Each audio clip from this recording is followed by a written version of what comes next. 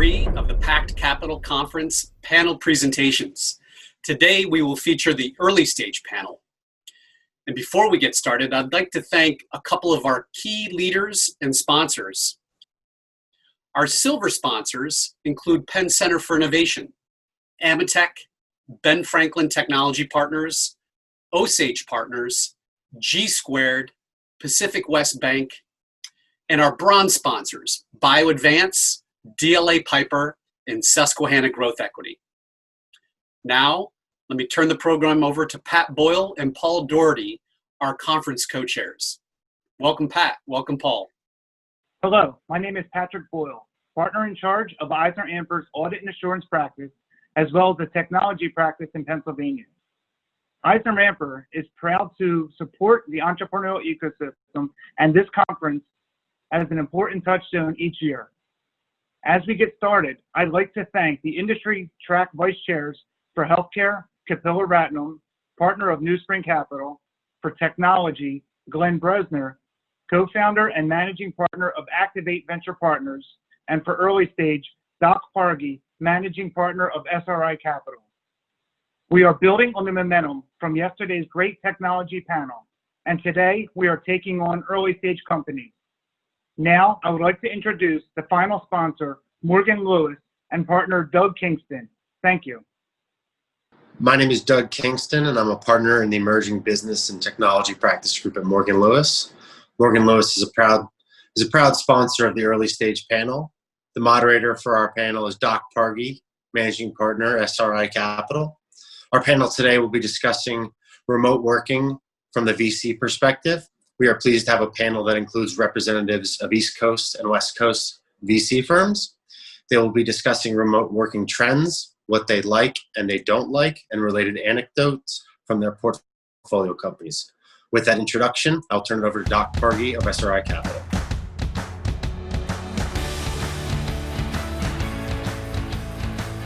Thank you, Doug.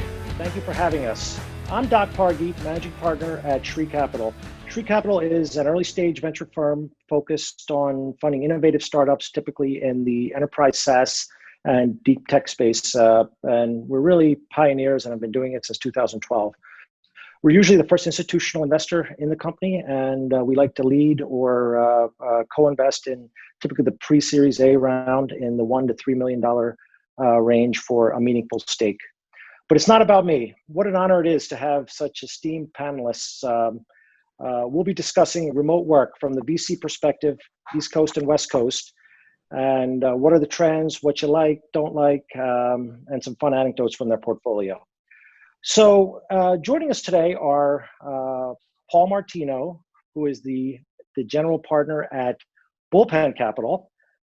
We also have Tripp Jones joining us from the West Coast, who is the general partner at August Capital.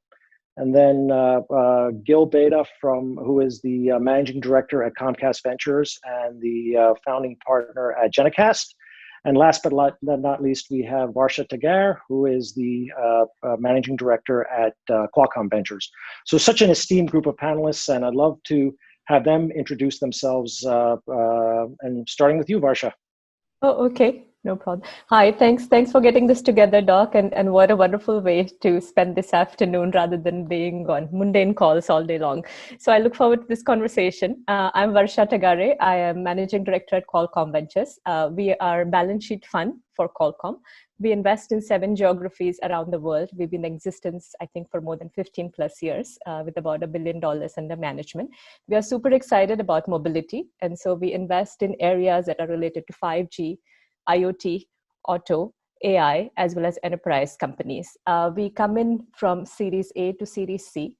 Our rough sweet spot tends to be around $5 million of investment per round per company. So very excited to be here. Thanks for inviting me. Thanks, Varsha. Next, we'll turn it to Gill. Great. Thanks so much for having me, Doc. I'm Gill Beyda, partner at Comcast Ventures. We're the venture arm of Comcast and NBC Universal. We're financially focused, so companies we invest in don't have to have any connection with the mothership, but if there's that opportunity, we can open those doors and try to make stuff happen there. We're across a broad variety of verticals, consumer and enterprise. I'm on the enterprise side. and we'll write the early stage $500,000 check to the $10 or $20 million later check. Great, thanks. Tripp, we'll turn it to you. Yeah, thanks for having me, Doc. My name is Tripp Jones. I'm a general partner at August Capital. I've been at August about a decade. August is a long-standing Silicon Valley early stage venture capital fund. We're in our 11th fund, a $450 million Series A primarily fund. Some of our earliest hits were companies like Microsoft and Sun and Seagate, and more recently, we're the earliest investors in companies like Splunk and Bill.com and Fastly and kind of most recently GitLab. Excited to be here and share what I've seen over the last few years. Wow, what a portfolio. Paul, last but not least, we'll turn it to you. Bullpen Capital focuses on what we call the post-seed stage, that gap that happens after Doc invests at the seed, but before you're really ready to go see Tripp over for your Series A. We identified this gap 10 years ago. We knew it would be a big problem as we went from 20 or 30 micro funds to now over 1,000. And so we do this very specialized product for a company that needs, call it another $3, $4, $5 million before they're ready to go get the now larger Series A, because a lot of the Series A funds are bigger. Our fund's a fourth fund, and we're almost ready for our fifth fund, all sitting around about $130 million, $140 million. Doc, thanks for having me. Great, thank you, Paul, and what a panel. So next, I'd like I'd like each of our panelists really to give their perspectives on remote work, and I think you'll see some varying views, not just from a coastal perspective, but kind of from the specific mandate. So look forward to hearing that, and then we'll get started. So Varsha, let's start with you and your perspective on enterprising of the home, and I stole that from Qualcomm Ventures. I love that line, by the way. Thank you. As we all started working from home, we said now home is the enterprise. So we called it enterprising of the home. So one of our investments that we are now currently live on is Zoom. And Zoom has been an anchor for enabling work from home. I think it's something that has really changed our lives. In addition to Zoom, of course, we have Microsoft Teams and we have other products as well in the market. But we think that has been a great way to still stay connected with each other instead of doing audio calls. So the remote workforce for us implies not just the ability to securely do your work, but have fun and connect with people, the collaboration part of the work. So we talk a lot about the IT building blocks required to ensure you're secure since you're now outside of the enterprise. And then we talk about some of the tools and technologies that you require to be productive as a group. A large group at some times. I mean, I think these tiles will fill up with just a couple more people added to this, and think about large engineering groups that would be 20 to 100 people. So have an ability to work together. So I think that's the way we look at it, Doc. And I'll pause here unless you want me to give some more details on our thinking behind this. No, that's great. That's great. And we'll drill down a bit. I want to get to Gill. I know you have some interesting perspectives that you're thinking about, so I'd love to hear. Yeah, I appreciate it. I'll hit some of the high level, and then happy to dive a little bit deeper throughout the conversation. So I look at the remote work from sort of three different angles. One is the enterprise angle, the actual employees or the workers angle, and then also from the economic point of view. In the economy. So from an enterprise point of view, I think the high-level bullet points are legacy organizations were forced to accept remote work. They went kicking and screaming, but most of them found out that they can do it, and they can do it effectively. As Varsha mentioned, there are a lot of IT challenges, namely connectivity, and also, securing a perimeter that now is, thousands of miles long. And then also, I think I'd love to maybe go a little bit deeper later on in the conversation around how do you innovate when you have a remote workforce that is loosely coupled with not a lot of ability to, for collaboration. So that's high level on the enterprise. On the employee side, a lot of employees, at least in the shorter term, the last few months have described it as being as or more effective than being the office, which I think is interesting. I think that we're also seeing some challenges on the work-life balance, that there is very little now separation between, the home and work. And, one of my partners was just noting the other day that, my gosh, like normally I'd go into the office and I'd be able to bang out 9 hours and it was amazing. And now I can't do 9 hours, work from home. And the reason was because when you're 9 hours in the office, you're doing a lot of things. You're going out for coffee or for lunch, you're meeting people in the office. And all now he's just sitting in front of his computer for 9 hours, right? So there's something has to change there. Also on the employer labor front, remote now is anywhere. We're probably going to be in this, various levels of shutdown for at least another 6 months or maybe a year. And it's giving, the signaling is now that we need to pace for a marathon, not for a sprint. And there may be some lifestyle changes. Somebody may want to work from the Bahamas or what have you.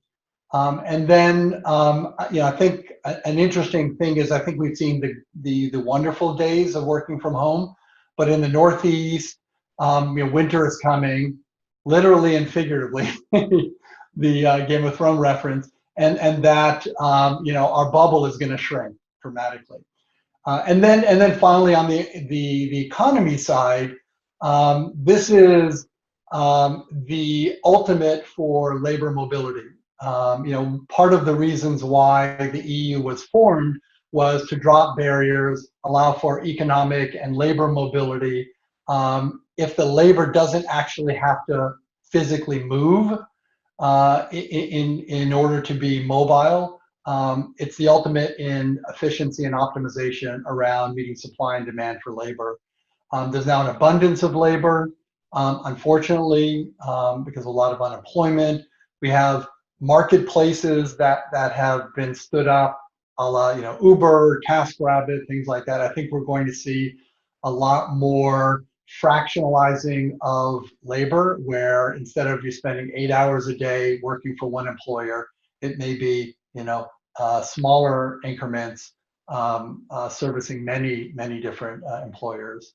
And then finally, we could spend the whole time speaking about secular challenges around some businesses, may never come back, like real estate, restaurants, travel, and so there may be significant impacts there.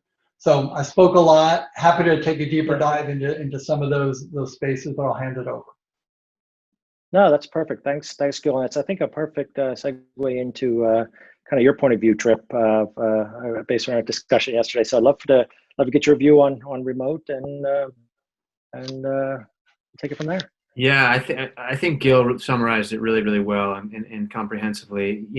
I'll maybe dive in to kind of a little bit more of my practical experiences, because I'm currently on 10 boards, and which means I'm on the board of 10 fully remote companies right now.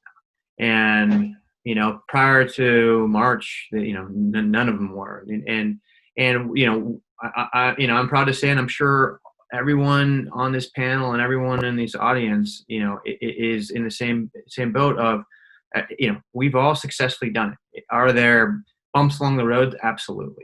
Have we gained some productivity where we thought we wouldn't? Yeah, we have, and it's exciting. The tools that Varsha helped fund, like Zoom, are kind of holding us all together, and we're doing stuff that I don't think we could have done 10 or 20 years ago. So that's exciting. The question I'm having, over and over and over again with the company that I work with is, what's next? We've proven we can do remote work. Is that the right answer? And we know we can work from the office. We've done that for, I don't know, since they've been offices, hundreds and hundreds of years. We now know we can work remotely. And I think the question we're having is, what's right for each individual company? And I think it starts at the top, and it's a big cultural, strategic question for all these companies. And that's the one that I really am wrestling with right now, because I don't think there's a right answer. I think it matters on that founder, that CEO, that management team's desire of what best for their company. I think Some will continue to work remotely. Is it 10%, 20%? I have no clue. But that might be directionally correct. Some will happily go back to the office. And that will work well for folks too. And I think people will have a greater appreciation for a time around the not the proverbial, but actual water cooler. The one question I have is, can a hybrid solution work? Because I think a lot of people are trying to make that work, and I'm not sure. And that's one that we can get into later, because that's one that is unproven in my mind. But it's certainly on top of everyone's head right now. So it's going to be the next 6 months in some way, as we have a little bit more choice in the way we work. It's going to be the really interesting times. I'll give it back to you, Doc. Excellent. Thanks, Tripp. And Paul, I'd love to hear your views. Yeah, let me give a couple really practical perspectives. Seeing pitches, remote pitches, working with companies that were set up remote in the past. So I would say about half the decks I've seen over the last 2 or 3 months have a slide on remote work, the company's philosophy, how they think about it, what their policies are. I had only ever seen that slide a couple times previously in my life, and actually one of those companies is a portfolio company called Octane AI, 100% virtual company. They had 15 employees in 12 different states. And I called the CEO when this happened. I said, you need to tell all of our companies what you're doing, because you've been doing this. You set your company up for this. And it's been great to see the kind of leadership that we got out of Matt, the CEO, because he was able to tell all of our companies, this works and that doesn't. Another perspective is we have a lot of companies not in the major 3 cities, LA, San Francisco, and New York. About 30-40% of our deals are in Edinburgh, Scotland, or Orlando, or Cincinnati. And I cannot tell you how great their C-level searches have gone now that people are happy to work for a company in Orlando or Cincinnati. The absolute best searches I've been involved in have happened over the last 4 months. Wow. We've been able to attract a talent pool that previously would have never considered working for these companies. And so companies that were thinking about, oh my God, I don't want to go do a C-level search. I'm like, no, please go do that. Now, obviously it disadvantages San Francisco, where it was easier to have everybody come in because there's such a talent pool, but it's kind of definitely evened out the geography, as Gill made a reference to in his opening comments. Fantastic. Thanks. No, it's very, very interesting view that you have, Paul. So Varsha, I want to start with this, right? Because the audience is going to be interested in Zoom, of course. Qualcomm Ventures led the Series A. I believe still has an active role on the board. Obviously, what you invested in then and what they are now are vastly different. So I just like a bit of kind of your insights on, the Zoom of yesterday versus the Zoom of today, and how they've adapted and really managed that explosion in popularity. Yeah, Eric is something, isn't he? But if you had done this investment 10 years ago, I don't think you would have predicted the outcome of what it is. So let's go back 10 years ago. I think we quoted Eric for about 7 months, saw his product at every milestone, and saw him delivering or really pushing the boundaries of each deadline. So if you think about WebEx and the big guys, the WebEx, the Hangouts out there at that time, and now here's a new startup. So I think it took us some time to get there, to get to know Eric. What we really liked about him at that time were 2 things. One was product insight, and we were able to validate that internally from the experts at Qualcomm, that he was really building a product which was far superior in multimedia communication. And the other thing where it really shined was ability to work across networks, across devices. So WebEx, etc., was built in the time of PCs.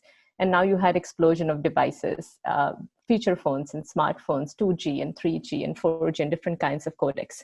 So the product superiority was really interesting. The other part was really focus on customers. I don't know if you've seen Eric, and this has not changed about Eric, Doc, from the beginning to the end. He says, your happiness is my happiness. And so very strong focus on customers, really laser focus on customers. So I don't think that has changed at all for him. So the bet 10 years ago was on a new product that would change the way we collaborate on these new devices and new networks that are coming in. I don't think we would have seen how far it got from there, but it started to get really strong adoption around the world, especially in other geographies where you didn't have strong PC penetration. So I think you see now a product from early days where it was not as supported across devices to a product that's supported across devices, across networks, across many different platforms. The customer focus of Eric hasn't changed. So I think that's something. And also if you see, the culture of the company hasn't changed. So your happiness is my happiness. It also resonates around the employees. I think that hasn't changed at all for Eric. All the employees there are super happy. He has very high, Glassdoor rating, etc. But it's really the culture of the company, both for customers and employees. And I think that has not changed at all. We've had growing pains, like I'm sure you've had with other companies. When you expect many people to come in and join the platforms, you always have challenges. And Eric has maneuvered through those challenges over the last few years. So we are thankful for that. And we are thankful for all of you guys using the product and helping to make it better. Great, thank you. That's it's an amazing, it's been an amazing journey, I'm sure. So next I want to go to, we hear about this remote, the remote workforce, the future of work, enterprising of the home. But then, recently in the last few months, Google took significantly more space in San Jose. I think Amazon took 1,000 or 2,000 seats in the East Bay. Of course, Facebook signed a mega lease in New York City. So this seems counterintuitive from what we're hearing. So how do you, what's your view on this, Gill? So first off, I have a feeling that those projects were in the works long before this all happened here, and it probably had some momentum, maybe some commitments associated with them. It's less in line with what they've been saying, which is that they're taking the rest of this year and probably much of next year from remote. So I wouldn't read too much into it. But as I mentioned in my opening comments, I have a theory. It's not backed by any data, but we'll soon see whether it plays out. In that, I think that companies will have a challenge innovating in this loosely connected environment here. I think if you have a business and everybody knows what they need to do, that business, that machine can work centrally or it can work remotely. Everybody has their marching orders, and they're just replicating their work from day to day. I think if you're asking an organization to iterate on its culture, to be more innovative, to come up with new products, to brainstorm, to be creative, I think it's very difficult to be creative in a bubble, in isolation. I think you need to get people together in the same place in order to be able to brainstorm and come up with these ideas. Now, somebody could say, oh, well, if I have an idea, I'll just set up a Zoom meeting with a bunch of folks and then we'll get together and we'll have a chat. Yeah, you can do that, but not all the best ideas are worthy of getting an hour, half an hour of everybody's time. Sometimes you're just walking by somebody's office and you just pop in and you say, hey, I've had this idea about this, and then it takes on a life of its own. If you have to set a meeting time to coordinate with other folks in an organization, the idea will automatically get filtered. It has to rise to a certain level, and it will be filtered and curated before you actually reach out to other people. And already, if you begin curating the ideas even before you've had an opportunity to share it, I'm not sure that we have the most fertile ground to grow some of these ideas. But it's just a theory. Perspective on that, by the way. So as some of you might know, I made a film a year ago called Inside Game. I'm wearing the shirt here. But my screenwriter is now a screenwriter on a television show called FBI. And he was telling me that the Zoom fatigue in the writer's room is unlike anything that us in tech experience. Now think about that use case, right? We all complain about that long board meeting, they're actually trying to figure out the script for a creative show. It was just eye-opening to speak to him on something which you hit on, which is a creative process, and how draining and physically tiring it is to try and recreate the writer's room on Zoom. And so I do think there's some huge area of potential new kind of collaboration in these more creative realms that we just haven't figured out with the current tools that are available. And yes, we can complain about board meetings, but I can picture how much harder his task is. Yeah, absolutely. Board meetings are not super creative. I know. I sit in them all day. That's a great segue. So Tripp, I think you and I discussed a company that you have, which is almost all remote. And so I'd love to get kind of your view of this. And you mentioned hybrid, and it seems on the surface that hybrid would be an approach that could solve everything, that solve some of the issues, and you get the best of both worlds. But I think you have a pretty strong view that it will be difficult to achieve, especially relative to one of your companies. So Yeah, I'll leave that to you. I'll be happy to jump into that. And just going back to Gill and Paul, I totally agree with you guys. Someone needs to create like a whiteboarding product. It just doesn't exist. I feel like we've invented a lot of the products, but that is one product that I feel like we just haven't figured out. Anyway, back to your question, Doc. Yeah. So in so much my my perspective on remote work it has been influenced by one of our portfolio companies, GitLab. And GitLab is a company I got to know kind of before it went through YC back in early 2015, where it was 5 folks. The CEO lived in San Francisco, but from day one it was a fully distributed team. Even 5 folks, they never got in the same office. The headquarters was the CEO's apartment in like the outer Mission in San Francisco. And from day one, it's been remote. And since then, in the last 5 years, it's gone from 5 people to over 1,300, working in 65 countries, I think now, around the world, obviously. And it's always been fully remote. The CEO, Sid Sijbrandij, sorry, he's from Northern Europe, and I butcher his last name often.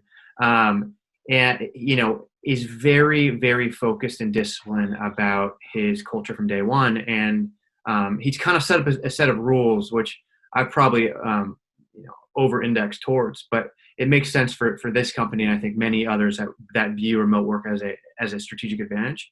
The way they go about it, because you don't get those kind of moments of serendipity and that spontaneous chatter, and even just the knowledge transfer that a newer employee learns from kind of running into or overhearing from older employees. They're adamant about documenting everything. Everything needs to be written down. There's just, and then there's systematic communication on kind of all their policies, all that they know. They kind of have a universal repository following that all. And then even when they were smaller, they were also very focused on creating, kind of creating those moments of spontaneity where twice a week they'd have an hour where everyone in the company, back when it was dozens and hundreds of people, would sit around a Zoom call and kind of chat about their lives, but they weren't allowed to talk about work. And it really was a way to share a story about your partner, share a story about your kids, share a story about what you're passionate about outside of work. And that was really good for them. They're now too big. They can't do it. But even still today, even with all 1,300 in a post-COVID world, they get together as a company once a year, spend a week together. And you really, I do think that allows them to really strengthen those bonds that I think a lot of us share from being in an office with folks day in, day out. And frankly, I think we're probably all missing. And it's allowed them to scale incredibly fast. And they've 1,300 employees in 5 years, and the majority of them are developers. And it wasn't because it was some sort of cost arbitrage. And it wasn't so they didn't have to pay leases. It was their whole goal from the very beginning was, I want to find the best developers for this product in the world. And I want to be able to, work with them the day I find them, which has been exciting. They do, and to your second point, Doc, they've been very thoughtful about this, and they believe strongly that hybrid doesn't work. If the C-suite and a special chosen few were headquartered in San Francisco, they really feel strongly and worry that would create an us versus them, insider versus outsider dynamic. And so even though the CEO and CRO live a couple miles away from each other, they don't work together. It doesn't work. Wow. If anyone's been in a meeting, in a board meeting where there's 4 people in a conference room and 3 people on Zoom, that's an awful experience to be one of those 3 people on Zoom. And I think that kind of shows you don't want to be outside the room. You can't communicate effectively when everyone's behind their screen. That works well. Look at us right now. It works fine. So that I've learned a ton from them, and it's definitely influenced me. They have a great handbook that they've made. It's an open source oriented company. They're dogmatic about protecting that open source culture. So they put a guide to remote work handbook on GitLab.com, and anyone that's curious, it's worth a read. It's pretty comprehensive. Excellent, thank you. Varsha, so do you have a view in terms of hybrid and versus fully remote? I think you and I are very comfortable with the remote model, and kind of our legacy. We grew up in that world, so we're very comfortable with it. So I'd love to kind of echo and get follow up on Tripp's view. It's a very interesting world. I was reflecting on what Tripp said, and I can use some of his tips now from this company. Some of our companies are based in India and US. And so, we had to figure out a way to work, not just virtually, but culturally. If you think about 10 years back, when the global movement was not that strong. And so you have to mesh culturally, you have to mesh virtually. And at that time, we used methods, one of our companies called Mindtickle, and they came up with this idea of workation. And workation was a week off, but not a week off of work, but a week where you work at a completely remote location with your family. So you work the working hours, and the evenings are packed with family activities.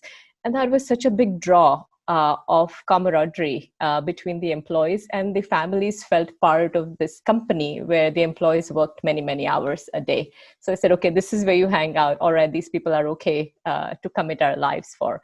And I think that is now missing as we come into this complete Zoom world. So one of Tripp's ideas of perhaps converting the workations to a way of doing it on Zoom, a way for people to hang out is something really important. I do feel that the water cooler conversations, the creativity does get somewhat stifled. This spontaneous creativity, me just walking across to my colleague, hey, what do you think? Now I have to find a time on his calendar, book that.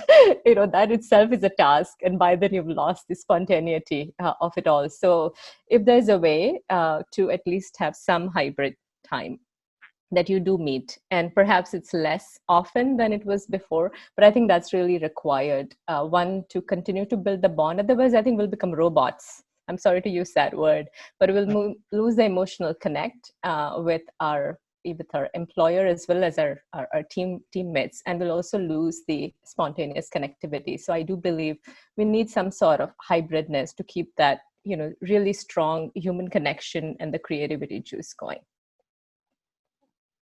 Oh, interesting. Great. So I wanted to spend a bit of time on some of the trends and things that you like, what you're seeing, what you're investing in. Now, look, none of us here are looking to find the next Zoom, the next Slack. That ship has sailed. All right, so we'll forget about kind of collaborative tools. But yeah, indeed, indeed. But just in terms of what is it, kind of what's that next? What's next, right? I'd love to get a view from everyone, kind of what they're seeing, what they like, what the perspective is. So, Paul, we'll start with you in terms of that.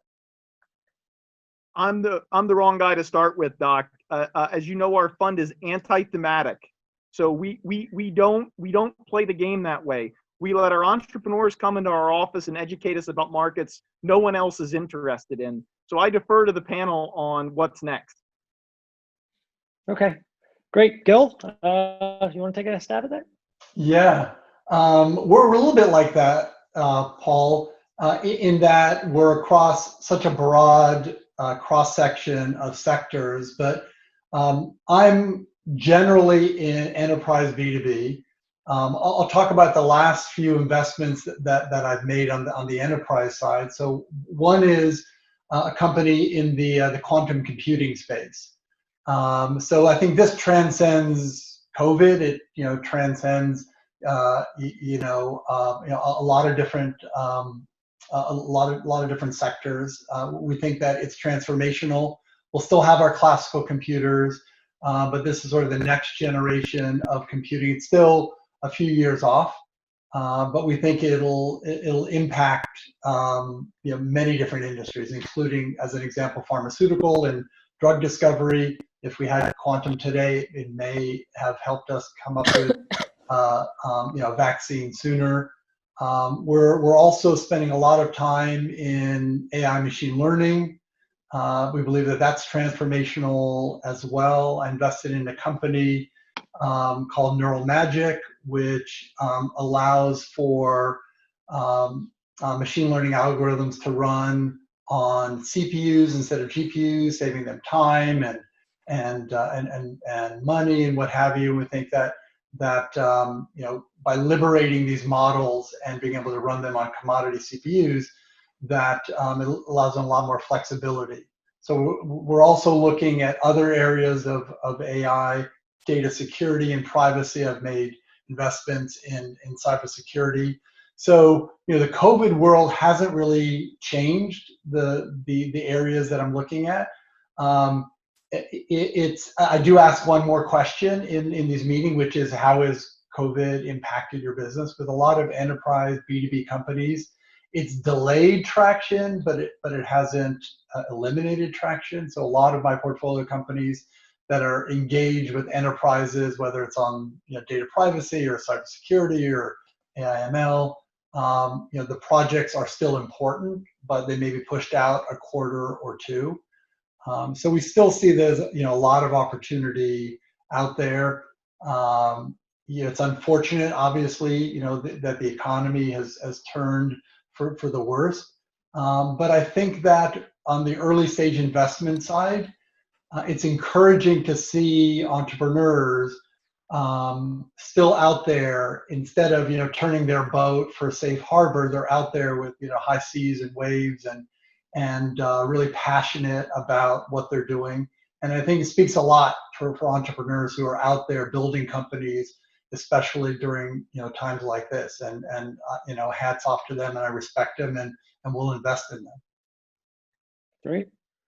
Thanks. So Tripp, what excites you as that kind of the next phase of remote? Sitting out in the valley, you must be seeing all the big ideas. Yeah. Well, first off, I appreciate Paul's perspective and I agree with him. But for the sake of the discussion, I did kind of noodle on this a bit, and it just if we just go narrow on kind of what's changed, and assuming that a big percentage of the population is going to work remotely for the next 100 years, for the foreseeable future, I do think there are probably are some opportunities. In a lot of ways, we've really kind of nailed a bunch of the products that we use, I think, in the last 10 years. The Zooms, kind of to enable this, all the kind of the Git repositories to code together, all of the, even just Google Docs, Notion, Airtable to collaborate on different projects for folks. It's all there, with notwithstanding my request for a product to be able to whiteboard together. That would be nice. Where I think there is an opportunity is kind of probably a little bit less sexy, but just is important. It's around the services that all these new remote workers will require.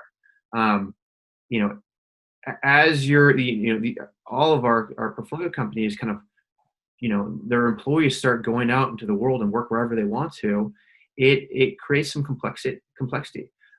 If you're in the U.S., all of a sudden you have different insurance policies. If your employees are not in one city and one state, but 30 or 40 different states. And some services like JustWorks are starting to kind of help that. But what about, folks that are going international, GitLab, 65 different countries. And I think there's a real need there because, when you're an employee working in Germany, an employee working in Costa Rica, an employee working in the Maldives, an employee working wherever on a boat in the middle of the Pacific, there's different rules. And how do you how do you service payroll? How do you provide insurance? Are you sure you're paying, are you sure on top of all your tax compliance? And so there are some companies like remote.com that Two Sigma funded, Deal that Andreessen recently funded and Spark might have just funded. Those are doing interesting stuff where they're providing, it's more of they're more services companies, but I think they're valuable enough and frankly kind of charge enough to be big, interesting companies. So that's what I kind of, as it relates to this conversation, I think that's what might be pretty interesting. Fantastic. Varsha, do you have some thoughts? I think now that all of us are working from home, everybody's complaining about bandwidth. It's never enough. It was a lot before. Now I'm struggling. I have to change my port throughout the day because all my neighbors are on. So I think it's time to upgrade our infrastructure. And I'm sure Comcast is looking at this as well. And so we think it's the right time for the next generation of 5G networks to come in. So we are quite excited about that. We think it'll level set the bandwidth across all people around the world. And that's an area we're heavily investing in 5G, in the operator, in the infrastructure, as well as tools and technology to make it better. So we recently did a very large investment in India, an operator called Gill, which is transforming itself into a platforms company. So that's an example where really start from the guts. Start from the infrastructure. Another one is called Affirm Networks, which is again 5G networks. Now it's part of Microsoft, but again, build out the entire pipe all the way to home. So I think that's one area. The second one is, well, you got a new pipe. Now you got to secure the new pipe, right? So deals around security. And I think all my colleagues here probably have investments in that area, but we have invested in companies like SentinelOne, as well as Cloudflare, which is now public. So really try and secure that cloud. The third part where we are investing in is taking technology to routine places, which didn't enjoy technology before. You and I did, but look, the factories, the doctors were never automated. This COVID downturn has forced them. I mean, there's no option. I was very surprised to do 2 video consults with my pediatrician and my physician. Never done them in my life before in the US. And they were very transparent, very easy. And I was really happy to see those. And those actually reduce cost of going to the doctor or reduce infection. So we are investing, TytoCare is a deal we did in that space. And US has many deals. I think they all are Livingo and others, they're doing phenomenally well. So I think bringing technology to other industries that were left behind is another thesis. And I'll comment one last one, which is on industrials. Right, industrials and telecom are old industries. So one of our companies called Zenier, it's helping with field service management. Very boring task, right? When you have a problem at home, somebody comes, a contractor who doesn't know, who's not connected with the headquarters. Well, Gill is smiling. I'm sure Comcast has the same issues. Has no idea. You got to call 3 different places to figure out where your work order is. So Zenier is making sure that entire field service management is streamlined, and then using endpoint predictive analytics, they can say, okay, these are your weak points in the infrastructure right now. So we think old industries that were left behind will get picked up. So those are some of the themes that we are trying to pursue at Qualcomm. Fantastic.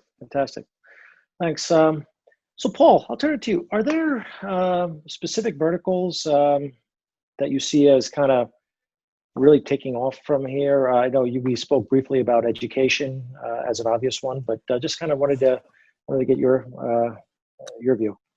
Well, definitely the one that we have a lot of exposure to is in the esports category. Anything esports related right now has a level of attention that it's never had before, with everything like real athletics being shut down in the fall and potentially the spring. We're in a great company called GameFlip, which does all sorts of products servicing the esports category. They're launching a whole new set of services that we could have never imagined pre-COVID. So this is a category we're very excited about, have a lot of exposure to. I'm also involved in a company called Paper that sells one-on-one tutoring services to K through 12 companies. It's called Paper out of Montreal, and it augments what happens in the classroom. And so to this hybrid question we had before, I think this company is on the right track for trying to figure out how to do hybrid, especially in the context of learning, where K through 12 is going to have in-person interaction at some point again in the future. So those are two categories I'm excited about. Excellent, excellent. So what I'd love to do, I think this has been very insightful, very interesting. What I'd love to do is, I think we're at the 5-minute warning. I'd love for each of you just to tell just a good anecdote about a portfolio company. We've talked about several of the companies already, but kind of going beyond the Zooms or the Git. I just want each of you to have a good anecdote about a portfolio company. So Gill, I'll start with you. Gill, you're on mute. Yeah. Sorry about that.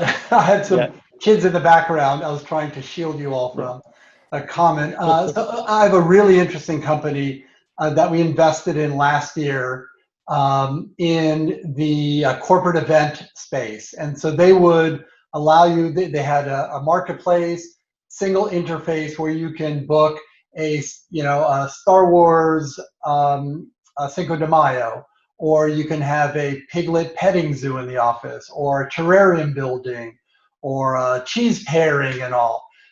Amazing entrepreneur, Lee Rubin. She's just absolutely brilliant, and loved her business, her go-to-market. That COVID hit, and that business was out of business overnight. Nobody was doing in-office events. She and her team, amazingly, within a week or two, completely re-architected the business into virtual events.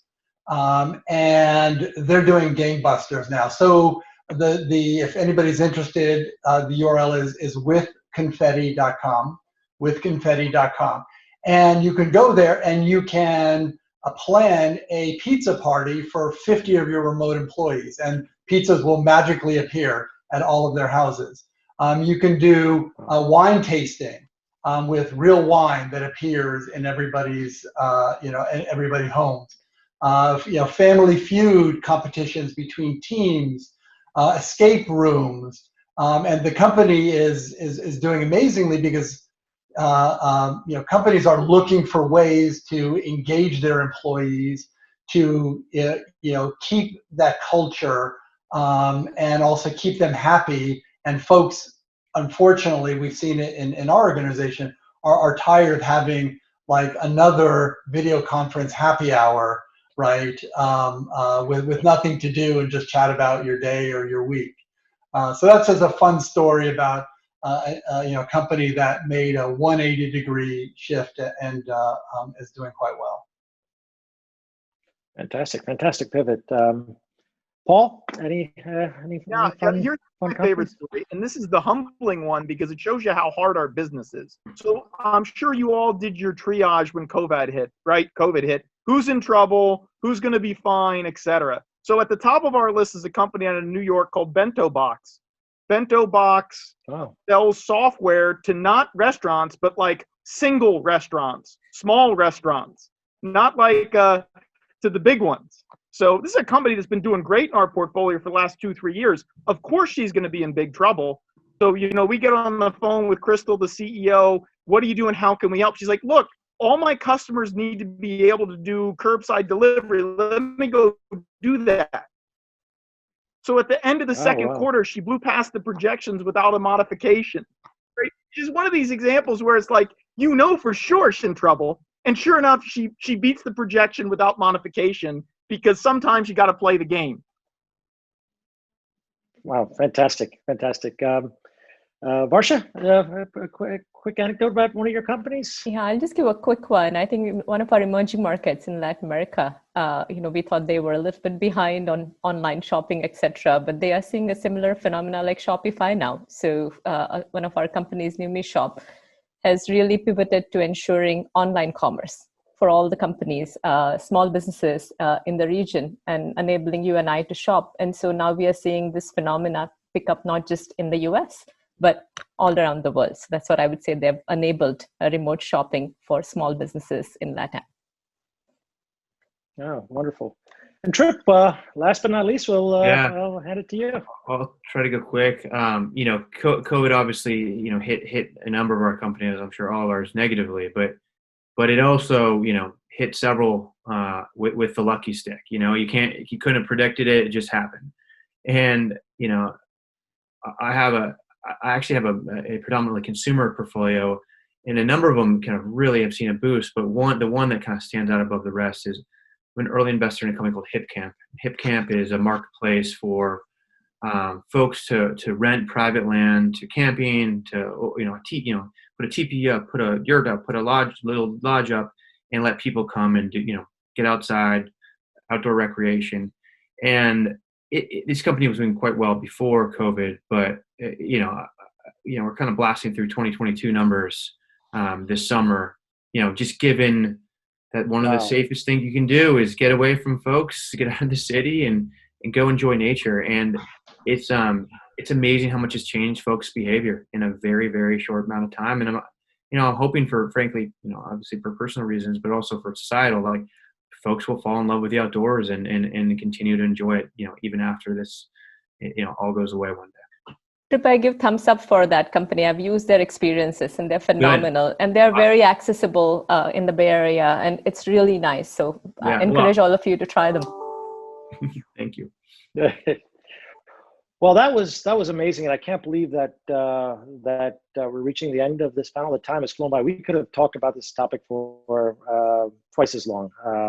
So thank you, everybody. It was amazing and insightful, and I look forward to hearing about all and everyone's future successes. Thanks again, and Doug, I'm going to turn it back to you. Thank you to our esteemed panelists and moderator for an engaging session. We invite everyone to tune into the next broadcast episodes to see the featured company presentations and the Lion's Den finale. But now, join our panelists at an informal networking session for 30 minutes. Thank you for participating in today's panel and networking sessions. We are really excited for our next virtual programming, which is happening on August 25th, 26th, and 27th. This is the first in a series of our featured company presentations. These are the same companies that will be considered for our Lion's Den program, the grand finale, on September 24th. Don't miss them. Again, next week, August 25th, 26th, and 27th. On your screen now, you'll find a QR code to access the virtual networking room powered by Remo. Please use this QR code to enter the networking now. We look forward to seeing you there.